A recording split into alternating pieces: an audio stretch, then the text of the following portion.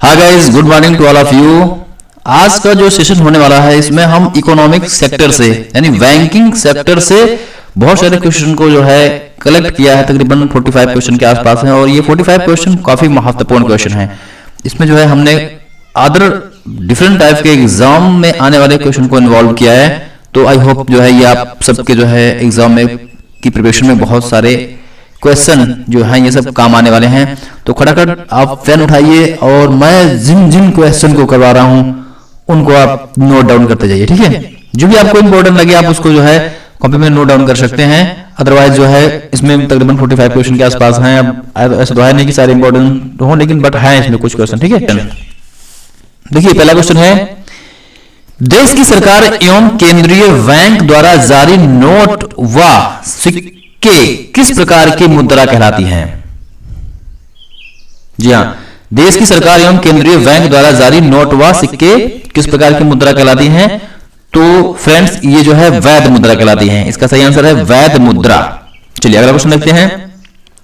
भारत में पहले imperial bank के नाम से कौन सा बैंक जाना जाता है? यानी पहला इंपीरियल बैंक कौन था? तो दोस्तों जो पहला इंपीरियल बैंक था वो था स्टेट बैंक ऑफ इंडिया।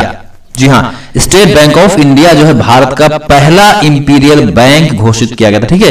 अगला क्वेश्चन है, जो बैंक छोटी अवधि के लिए जोखिम ऋण युक्त का आवंटन करते हैं उसे क्या कहते हैं?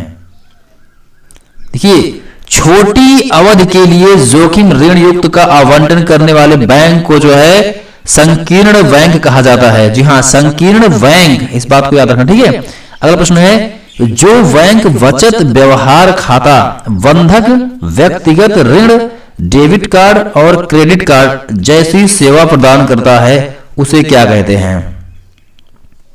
देखिए जो बैंक जो है डेबिट कार्ड, क्रेडिट कार्ड और व्यक्तिगत ऋण बंधक वगैरह जो है सुविधाएं मुहैया करवाते हैं, इन बैंक को जो हम खुदरा बैंक कहते हैं। जी हां, खुदरा बैंकिंग, ठीक है, ये जो है खुदरा बैंकिंग से जाना जाता है। चलिए इसी क्रम में जो है अगला प्रश्न है, पहले से चली आ रही मुद्रा के प्रचलन को समाप्त कर उसके स्थान पर नई मुद्रा का प्रचलन करना क्या कहलाता है? देखिए भाई ये भी जो है जीएसटी लागू हुआ था, सबको पता ही होगा, ठीक है, जिसमें जो है नोटबंदी करके बाद फिर नई नोट जारी कर दी गई हैं। तो उसमें जो है जो इसमें जो वर्ड यूज होने वाला है तो गाइस वो वर्ड है विमुद्रीकरण। समझ में आया? विमुद्रीकरण। जी हां, विमुद्रीकरण यानी पहले से चली आ रही मुद्रा के प्रचलन को समाप्त करके फिर उसके स्थान पर नई मुद्रा का प्रचलन करने को जो है विमुद्रीकरण कहा जाता है। जैसे कि 1000 के नोट को और 500 के नोट को चेंज कर दिया गया, फिर उसके बाद में 2000 के नए नोट मार्केट में जारी कर दिए गए। तो एक प्रकार से जो है ये विमुद्रीकरण कह रहा है, ठीक है। अगला क्वेश्चन है कि करेंसी नोट प्रेस नासिक जो कि 10, 50, 100 और 500 मूल वर्ग के नोट जारी करता है, इसकी स्थापना किस वर्ष हुई थी? देखिए करेंसी नोट जारी करने वाले जो नासिक में जो प्रेस हैं 10, 50, 100 और 500 के मूल्य के वर्ग के जो नोट जारी करते हैं, इसकी स्थापना जो है ये सन 1928 में हुई थी। जी हां, सन 1928 में जो है इसकी स्थापना की गई थी। चलिए अगला क्वेश्चन देखते हैं कि सिक्योरिटी पेपर मिल जो बैंक और करेंसी नोट कागज तथा बॉन्ड जुडिशियल पेपर तैयार करता है वो कहां स्थित है? तो दोस्तों यह है होशंगाबाद मध्य प्रदेश। जी हां, होशंगाबाद मध्य प्रदेश में ये स्थित है। चलिए इसी क्रम में अगला क्वेश्चन है कि इंडिया सिक्योरिटी प्रेस जिसका मुख्यालय नासिक में है, इंडिया सिक्योरिटी प्रेस जिसका मुख्यालय नासिक में है, इसकी स्थापना कब हुई थी या किस वर्ष हुई थी? तो दोस्तों जो है इंडिया सिक्योरिटी प्रेस का जो मुख्यालय नासिक में है, इसकी स्थापना सन 1992 में हुई थी। जी हां, सन 1992 में, ठीक है।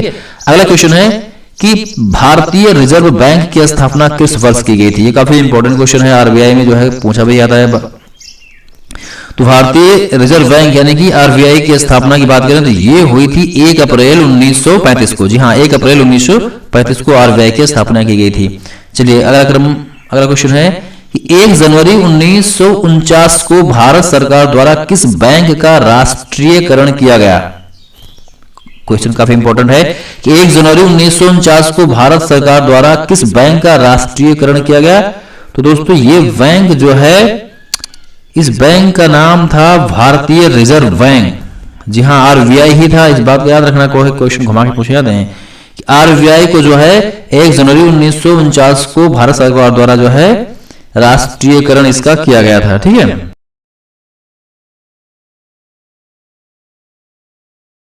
अगला क्वेश्चन है कि भारतीय रिजर्व बैंक के प्रथम भारतीय गवर्नर कौन थे।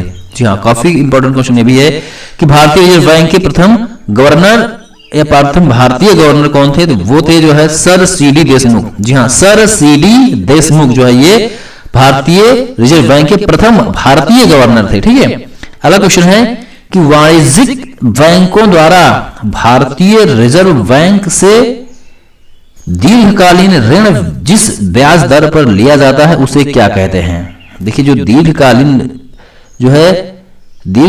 ऋण जिस ब्याज दर पर लिया जाता है उसको जो है बैंक दर कहा जाता है। जी हाँ, बैंक दर जो होती है ये दीर्घकालीन ऋण ब्याज पर मिलती है। ठीक है, इसमें चलिए अगला क्वेश्चन देखते हैं फटाफट। अगला प्रश्न है कि अंतरराष्ट्रीय व्यापार में अनुकूलन संतुलन की स्थिति वाली मुद्रा जिसको प्राप्त करना कठिन होता है उसे क्या कहते हैं। देखिए, इसका जो सही आंसर है वो है कठोर मुद्रा। जी हाँ, कठोर मुद्रा जो है अंतरराष्ट्रीय व्यापार में अनुकूलन संतुलन की स्थिति वाली मुद्रा कहलाती है। ठीक है, चलिए अगला क्वेश्चन है कि भारतीय लघु उद्योग विकास बैंक का मुख्यालय कहाँ है। देखिए, जो भारतीय लघु उद्योग विकास मुख्यालय का यही बैंक का जो मुख्यालय है, अभी हाल ही में जो है 20 लाख करोड़ की घोषणा हुई है। ठीक है, तो इसमें जो है भारतीय लघु उद्योगों के विकास के लिए भी जो है इसमें बजट पेश किया गया है। चलिए, तो इसका जो सही आंसर है वो है लखनऊ। जी हाँ, लखनऊ उत्तर प्रदेश। भारतीय लघु उद्योग विकास बैंक का मुख्यालय जो है वो लखनऊ में स्थित है। ठीक है, लखनऊ उत्तर प्रदेश। चलिए अगला प्रश्न देखते हैं। अगला प्रश्न है कि विदेशी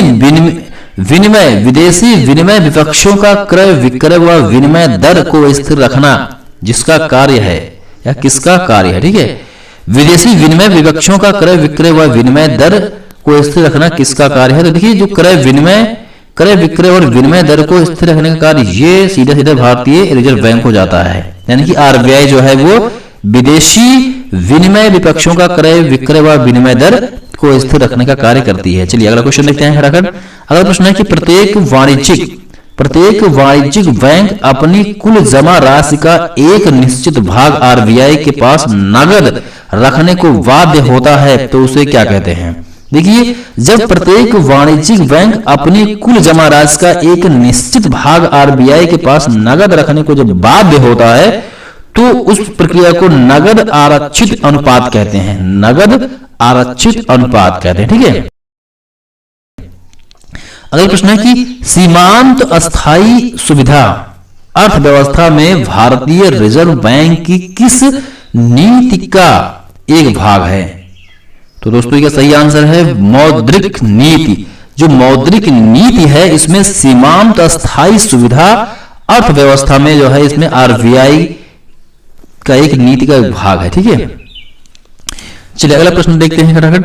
अगला प्रश्न है कि जब वाणिज्यिक बैंक अपने पास उपलब्ध अतिरिक्त धन को आरबीआई में रखता है या रखते हैं तो उस पर वाणिज्यिक बैंक को ब्याज मिलता है तो इसे क्या कहते हैं। देखिए, जब वाणिज्यिक बैंक जो होते हैं ये अपने पास उपलब्ध अतिरिक्त धन जो इनके पास एक्स्ट्रा धन होता है वो आरबीआई में जब रखते हैं तो उस पर वाणिज्यिक बैंक को ब्याज मिलता है और इस ब्याज को जो है वो रिवर्स रेपो दर कहा जाता है। जी हाँ, रिवर्स रेपो दर यही है, रिवर्स रेपो दर। यानी कि जब उन्हें वाणिज्यिक बैंक को ब्याज मिलता है, जब वाणिज्यिक बैंक अपने जो पास जो एक्स्ट्रा उनके पास जो इकोनॉमी होती है जब उसको आरबीआई में रखते हैं तो जो है उनको रिवर्स रेपो दर मिलती है। ठीक है, अगली हम बात करते हैं कि अगला क्वेश्चन है कि भारत सरकार एवं राज्य सरकारों द्वारा आरबीआई के सहयोग से सरकारी प्रतिभूतियां बाजार में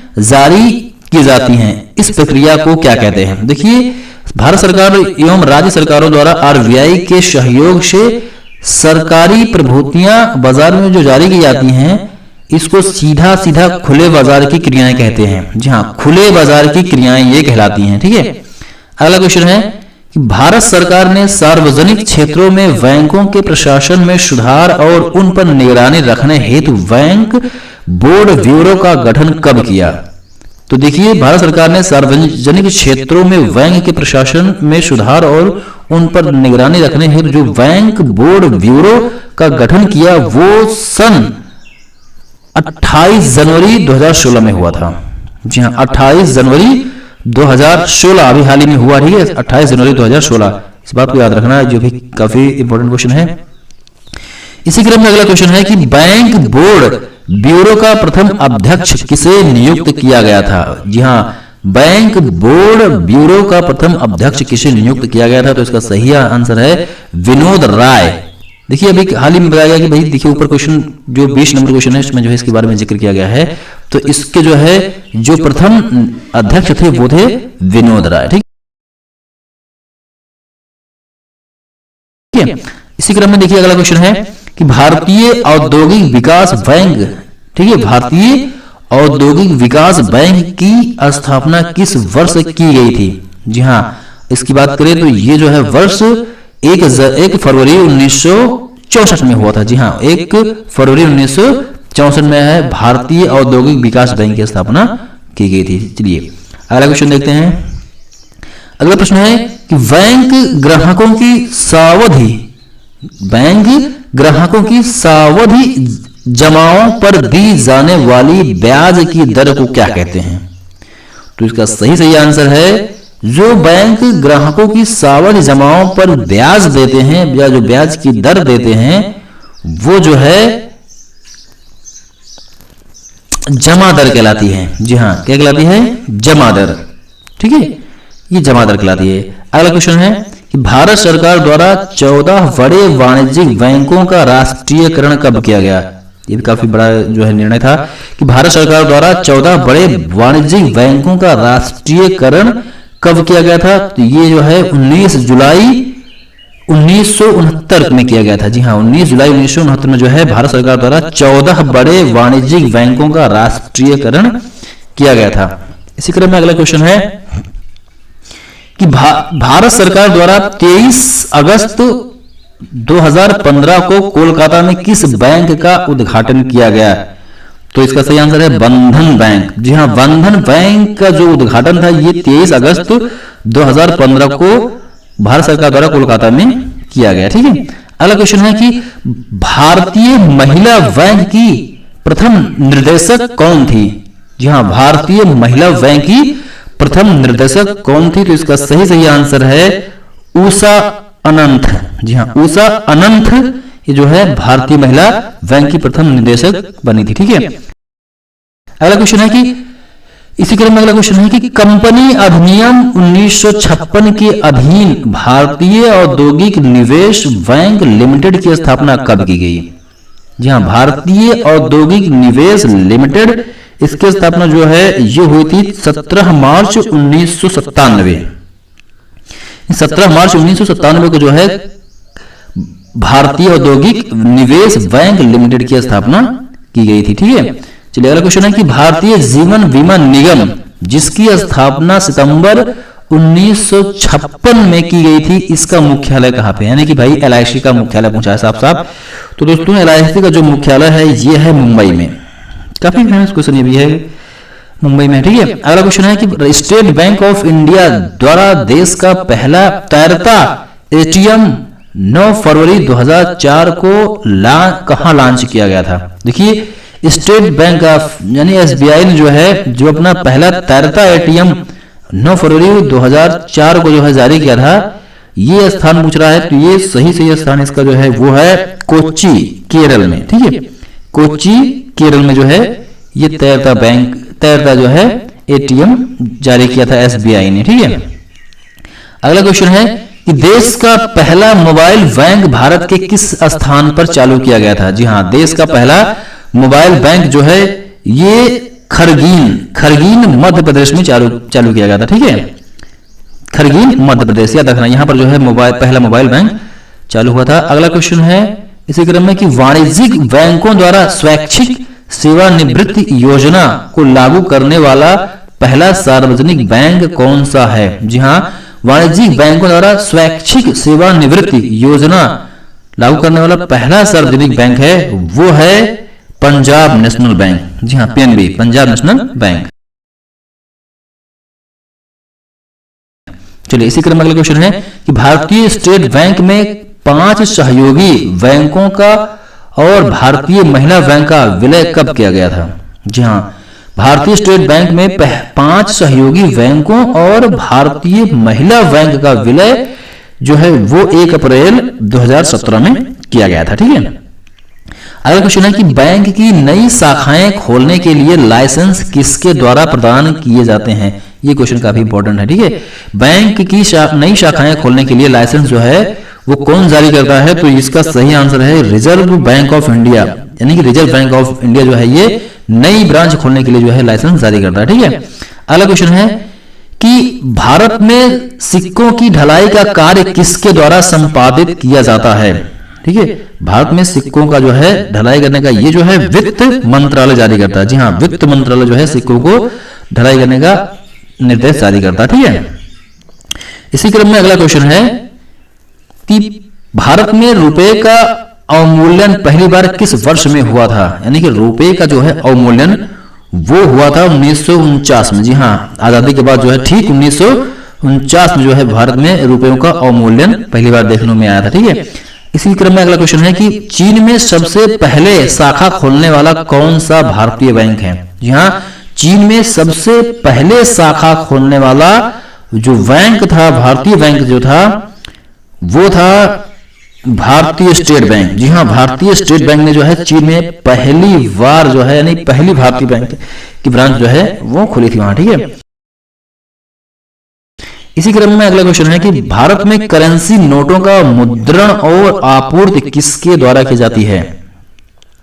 देखिए, भारत में करेंसी नोटों का मुद्रण और आपूर्ति किसके द्वारा की जाती है? तो ये जो है इसका सही आंसर है सिक्योरिटी प्रेस नासिक, यानी सिक्योरिटी प्रेस द्वारा की जाती है और ये नासिक में स्थित है।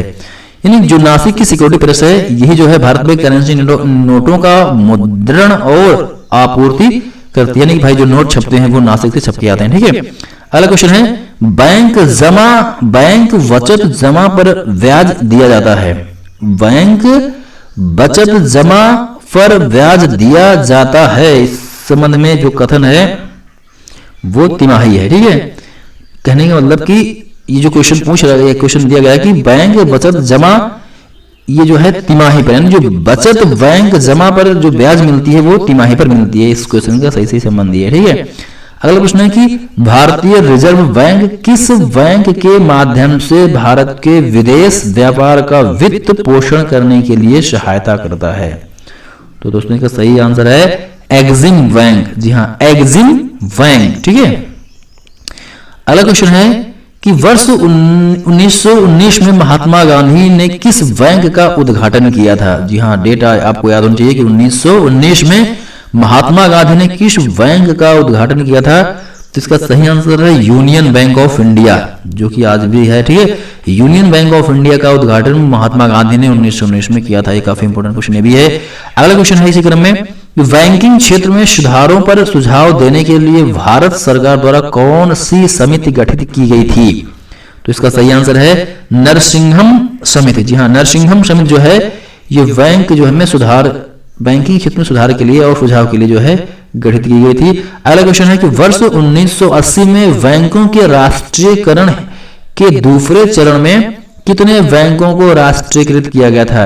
यानी कि जो दूसरा चरण चला था 1980 में, इसमें कितने जो है बैंकों का राष्ट्रीयकरण किया गया था? तो इसका सही आंसर है 6 बैंकों का। जी हाँ, 6 बैंकों का जो है राष्ट्रीयकरण किया गया था। ठीक है, इसी क्रम में अगला क्वेश्चन है कि भारत सरकार द्वारा बैंकों में मानव संसाधन दक्षता में सुधार हेतु किस समिति का गठन किया गया था? ठीक है, भारत सरकार द्वारा बैंकों में मानव संसाधन दक्षता सुधार हेतु जो है जो समिति का गठन किया गया था वो थी खंडेलवाल समिति। जी हाँ, खंडेलवाल समिति के अंतर्गत जो है बैंकों में मानव संसाधन दक्षता को सुधार हेतु गठित किया गया था। अगला क्वेश्चन है बैंकों में ग्राहक सेवा में सुधार हेतु भारतीय रिजर्व बैंक ने किस समिति का गठन किया था? देखिए भाई, जो कस्टमर के लिए जो है सर्विस होती है जो बैंक के द्वारा प्रोवाइड की जाती है, इसका गठन जो है ये हुआ था गोईपोरिया समिति 1990 में, जी हाँ, गोईपोरिया समिति 1990 में इसके द्वारा ये जारी किया गया था। ठीक है, अब अगला क्वेश्चन है और आखिरी क्वेश्चन है कि भारत सरकार द्वारा देश के प्रत्येक नागरिक को वित्तीय व्यवस्था से जोड़ने के लिए किस समिति का गठन किया गया? तो देखिए इसका सही आंसर है नचिकेत मोर समिति, जो कि 2013 में जारी की गई थी। जी हाँ, नचिकेत मोर समिति 2013 में अस्तित्व में आई थी और इसके द्वारा जो है भारत सरकार द्वारा देश के प्रत्येक नागरिक को वित्तीय व्यवस्था से जोड़ने के लिए इस समिति का गठन किया गया था। तो आज का सेशन खत्म हुआ। आई होप जो है इसमें बहुत सारे क्वेश्चन जो है इंपॉर्टेंट भी हैं, जो कई प्रकार के बोर्ड एग्जाम में, वनडे एग्जाम में पूछे भी जा सकते हैं। ठीक है, और जानकारी के लिए तो काफी इंपॉर्टेंट है ये है। ठीक है, तो thanks to listen and watch the video. अगर आपने हमारा चैनल सब्सक्राइब नहीं किया प्लीज सब्सक्राइब कर लें और बगल में बेल आइकन जरूर प्रेस कर लें ताकि हमारे जो नए नए वीडियोज हैं वो आपको कंटिन्यूअसली